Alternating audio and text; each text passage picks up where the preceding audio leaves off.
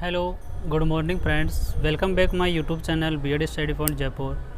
हमने काफ़ी स्किल्स के बारे में बातें की, तो आज हमारा है डेमोन्स्ट्रेशन स्किल, जिसको हम कहते हैं प्रदर्शन स्किल। प्रदर्शन स्किल के अंदर बेसिकली क्या होता है, एक तुमको इस तरह का एक चार्ट या मॉडल बनाना होता है और उसकी जो व्याख्या है हम तैयार करके बच्चों के सामने क्लास में रिप्रेजेंट करेंगे। इसके अंदर बच्चों से हमको कोई क्वेश्चन नहीं पूछने होते, बस इसका एक शॉर्ट फॉर्म तैयार करके और बच्चों के सामने प्रेजेंट करना होता है, ताकि बच्चे का अच्छे से समझ सके।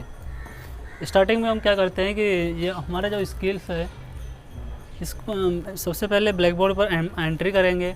एंट्री करने के बाद जो हमारा जो लेसन तैयार था उसकी हम व्याख्या करेंगे। ठीक है, तो मैंने हमारा आज का लेसन था ए लेटर टू गॉड, इसकी एक शॉर्ट फॉर्म तैयार की है और उसको मैं आपके सामने प्रेजेंट करूँगा। ठीक है, the house the only in the entire valley set in the crest of a low hill. From this height one could be see the rivers and fields.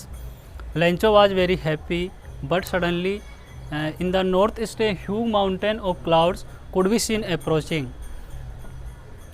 The harvest was totally destroyed, and Lancho's soul was filled with sadness and stood in the middle of the fields and said, "His son, this year we will not have corn." The following Sunday, he began to write a letter and went up the window of the post office and dropped it into the mailbox. He write a letter because he want to get 100 pesos. ठीक है, तो ये तो हमारा lesson की एक short form थी जो मैंने आपके सामने प्रेजेंट की। मैंने आपको लोगों के क्या बोला वो आपको मैं वीडियो में मेंशन कर दूंगा। ठीक है, यदि आपको ये चार्ट क्लियर दिखाई नहीं दे रहा है तो मैं इसकी फ़ोटो वीडियो में मेंशन करूँगा, वहाँ से आप क्लियरली देख लें। तो ये तो हमारा क्लास में प्रेजेंट करने का। बाकी इस डायरी का रहा फॉर्मेट, इसका जो एक शॉर्ट मिनिएचर है उसको प्रिंट निकलवा के आप इस साइड में एक डायरी का फॉर्मेट बना ले और वहाँ पर पेस्ट कर ले।